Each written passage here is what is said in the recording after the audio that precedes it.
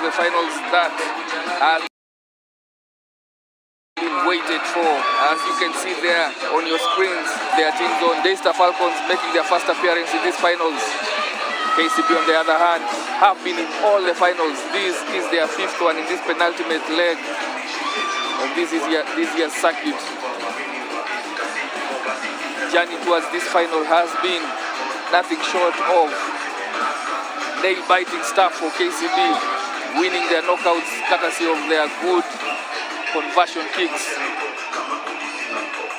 running out victors against hard-fighting Cabras in that semi-finals. In the end, the conversions were the difference. Daystar, on the other hand, really went at hammer and tongs with Strathmore-Leos. And at the end of that university derby, Strathmore-Leos lost.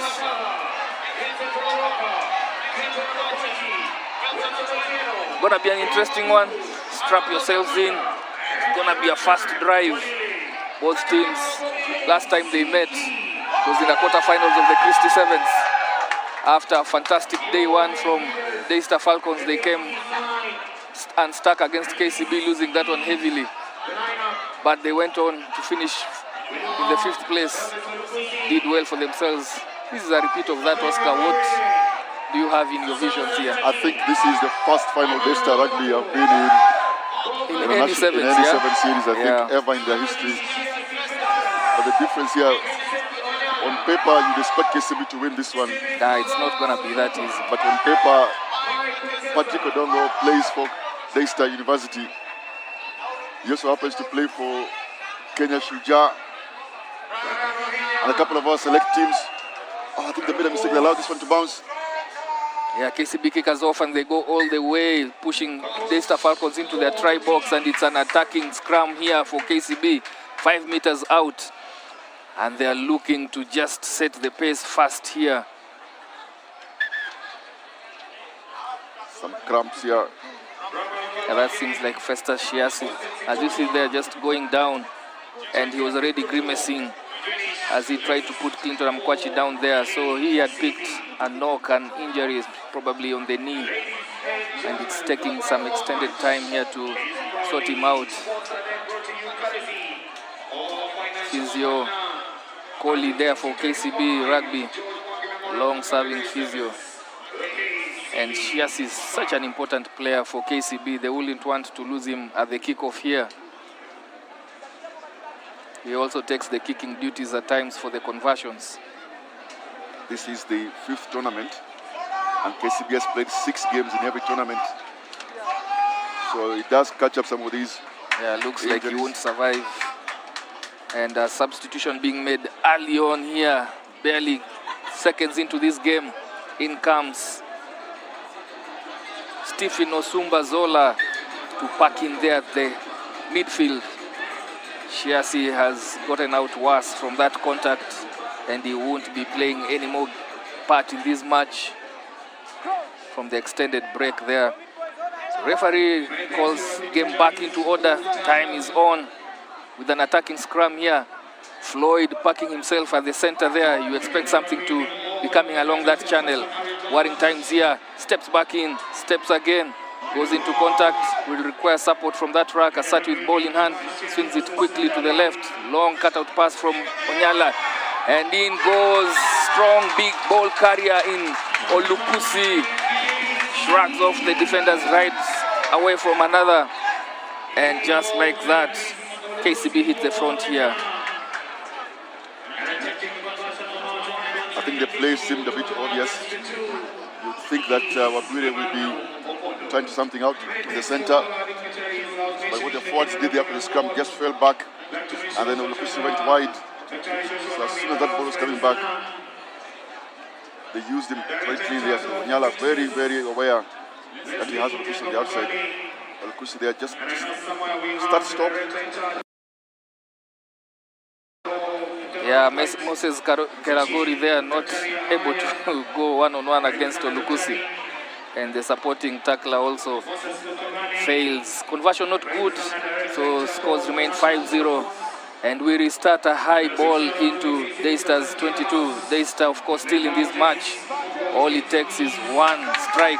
But that ball is turned over. Eddie Wambugu with an ambitious overhead pass that is intercepted. And turned over. Lukusi with the ball goes into contact there. Attracts the attention of Emmanuel Maraca. Penalized there and quick tap and go from Floyd Wabwire. They have numbers to burn. Bob Muhati coming in strong. Steps back in, steps again. And bundles himself over. Hasn't placed that ball, has he? He's held up. He's held up. Yeah, looks like he's held up. He's definitely held up. Definitely held up. But that might come to bite them. But they get the ball again. They get the ball again. In sevens, you get a second chance. Yeah, it was held up. Very well done there. Very well defended. I don't know who was under Bob Muhati there, but did fantastic job to keep him out. Looks like Clinton Amukwachi, where it was looked so sure that KCB were in for their second try. Of course, they get the advantage of a restart 5-meter attacking scrum. Once again, they scored from the other one after deceiving to go through Floyd Wabwire, then moving the ball back very quickly to the 5-meter channel. This time they put Wabwire on the wing. Again, just variating play here, trying to... Yeah, Tsindoli coming on, and off goes Clinton Amukwachi. Looks like that tackle on Bob Muhati also hurt him. No, he comes back in. I will just confirm who has left the pitch there, because Emmanuel Maraca is the one who's left. Too early disengagement from the rack, from the scrum down, gives KCB advantage. Penalty here, and Clinton Amukwachi will just be called back here because referee had already sounded a warning there, a penalty advantage. I think the penalized like this also in the semi-final, where they are disengaging early. Of course, the hooker, I think, or Amukwachi trying to get quickly into defense. Yes, shooting off the lines there, identifying the heavy ball carrier in Bob Muhati, offloads to very nonchalantly, goes in there and puts the ball over the line at his own pace. Vincent Onyala benefiting from a strong carry back into traffic by Bob Muhati. I think the selection is deliberate here. Use power players early in the game, and then take advantage of the rolling subs. You've seen them doing that as well. Again, the kicker goes so far, Elijah. Yeah, it's something that we're seeing often here, as you see Vincent Onyala just noting down an extra 5 here. Scores remain 10-0, but Daystar still yet to get any attacking ball. We've not yet seen them attacking, and that will test KCB's defense. They raise it high, going to contest for it this time. Daystar come better off from that contest, but it's turned over. Again, KCB denying Daystar Falcons any ball to work with. They immediately set off. Now Floyd is being kept quiet by Patrick Odongo there. Both teammates from the Kenya Sevens. Bob Muhati steps back into traffic, offloads to Emmanuel Opondo, who cuts back in, men to burn out to his left. Here is an easy try for KCB. Samuel Asati, another 5-pointer. Quick tries in succession here. Daystar Falcons not getting out of their red zone. And he's starting with the kickoff reception.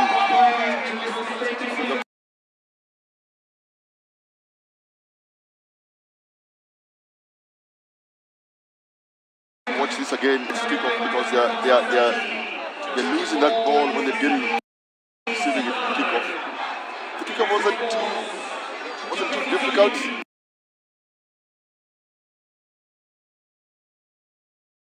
I think just an individual error there on the kickoff reception gives possession back to KCB. Out of offloading tackles, keeping the ball alive. Daystar not having an opportunity to contest on the racks. That ball moving quickly to the outside channels. The conversion wasn't good. KCB reigning supreme here in these first few minutes. 15, and Onyala again goes airborne, recovers but knocks on the ball. Finally, Patrick Odongo with ball in hand. Floyd Wabwire is having none of that. Former teammates as Floyd came from Daystar a couple of years ago. Oh, he's isolated here. Yeah, that will be a turnover if they are not careful. I think Onyala, no, not Onyala. Floyd. It was Floyd. Put his hands to support his body weight. Finally, even as the hooter sounds for the first half to be over, Daystar have to attack from deep in their half if they are to get themselves onto the scoreboard here, trailing by more than 2 converted tries. For them to have any momentum, Oscar, they have to score now before the halftime. It will be good, yes, it will be a good momentum psychologically. As you see them switching the field here, trying to put Dom on one end, KCB themselves put a bit right in front of Patrick. Yeah, and Floyd shoots up to cover that space between himself and Patrick Odongo, causing the Daystar Falcons to switch to the other wing. And it's a contest in that rack. KCB good to go here. They have their lines. Sindoli being manhandled there by Bob Muhati. These might be turned over. They survive that, and pressure points here. Pouncing on the loose ball. Olukusi going over for his second try. And KCB's fourth. All pressure. I think Daystar have to stabilize, around those set pieces. Look, 20 points in one half. Yeah, it can also be 20 in the other half. It can be 20 the next, but I think the issue is exiting out of this place. Yeah. I think they're playing themselves into trouble here, Daystar. A couple of the players just making, not trying the right decision. Moses Kiragori sometimes carrying the ball into contact. He is not the biggest. Yeah. And then he carries into Muhati, so he ends up being isolated there. And that was just a simple smash and grab there by KCB. Got the ball back off him. And then Olukusi just picks up on bounces on the loose ball. And it's an easy try. This is actually easy points here for them because they didn't have to work too hard for this. Yeah, they just go for the turnover, apply pressure on defense, and once you spill the ball, the territory advantage comes into play for them. They have missed all the conversions, but it's a healthy 20-0 break as we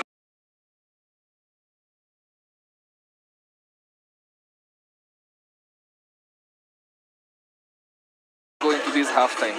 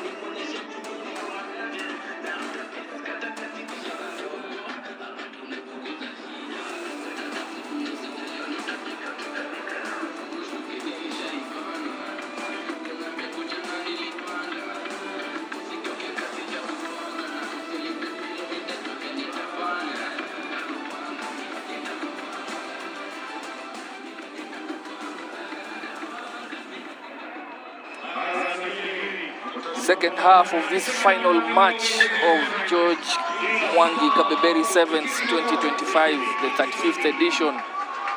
And in it, KCB running off with the first half 20-0 against Daystar Falcons. Oscar Osir, what's your take on how Daystar can come back into this one? I think so, because what it means here, that Daystar have kicked off and KCB have made an error in their own 22 here. So maybe KCB are definitely better defenders, but maybe Daystar here can just put them under pressure and see if they can get something out of this. They're playing in the right area. Yeah, they have a lot of work. They have to apply defensive pressure here on KCB so that they don't exit. They have to have their tackles counting, and it's Speedster against Speedster here. Floyd cuts back in, identifies the weaker runnings, shrugs off one, created space for his Bob Muhati here, who has to offload. If this has to make sense, benefit he does so to Elvis Olukusi. Too many of Daystar Falcons players here on this channel, 4 of them. Yeah, a quick ball here will leave them exposed on the outside channel. Floyd fumbles that pass, and they have to restart here. Daystar Falcons just hanging on. KCB doing well to get themselves out of the red zone, but they will be hustled out of this one if they are not careful. They cool things down. Bob Muhati going in. A lot of players hanging offside there. But it's an earlier high tackle. The referee has called a high tackle.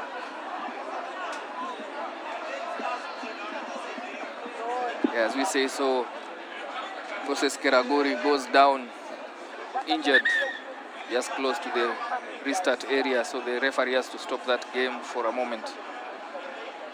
Look at that.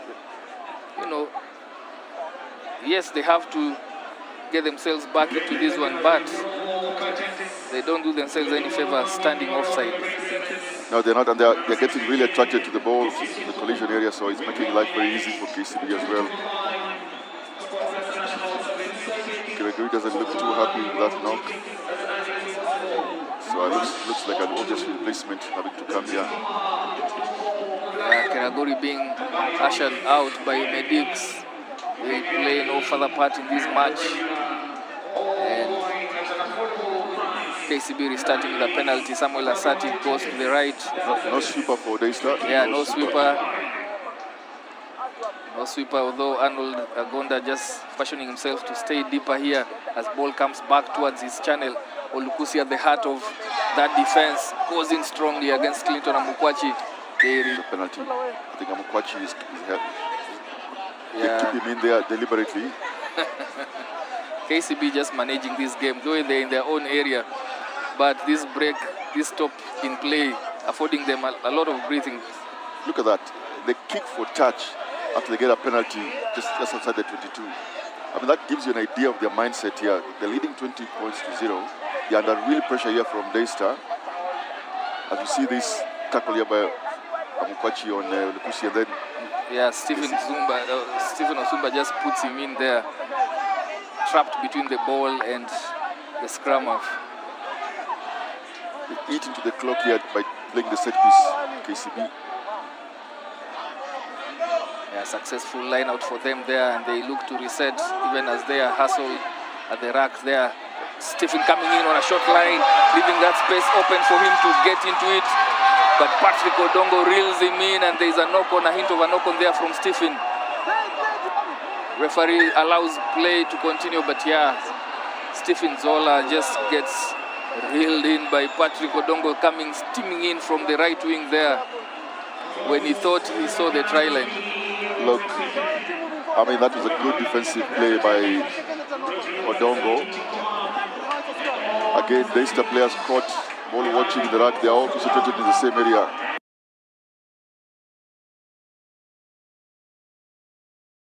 It's a really good cross-cover tackle here by Odongo. It's one of the reasons why Kenya does not concede many tries in the first half, because of people like Odongo and Asati, who don't only just appear in attack but also in defense. Good work there by the Kenya international.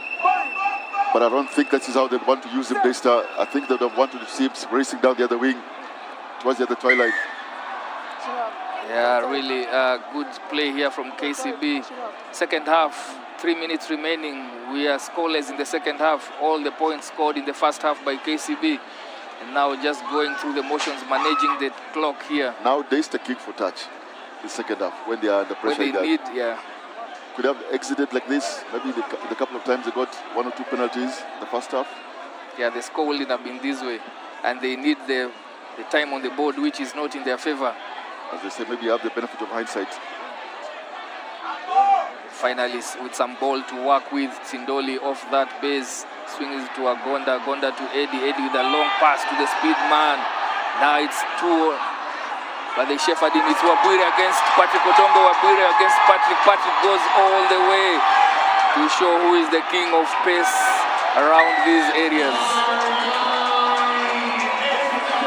Just to give you an idea how good this young man is, he did about a 30-meter sprint across the field on the other end to defend for his team. And then somehow, after playing in Monaco a couple of weeks ago, finds the legs. He's here to find the legs and sprint about 40 meters down against a fellow winger. Again, a speedster on his neck. But this is a really, really good winger here. Yeah, serious pace. Patrick Odongo, very good defender, and again here on the attack. I mean, watch this. Just a stop and go. There's a bit of contact here. He has to get away from I'll be evasive. Oh, he left to a period there. The 0 to 5 takeoff. Yeah, the takeoff speed was just fantastic. Too fast. Finally, Daystar get themselves onto the scoreboard here. Only a minute remaining on the clock as changes are made here by KCB.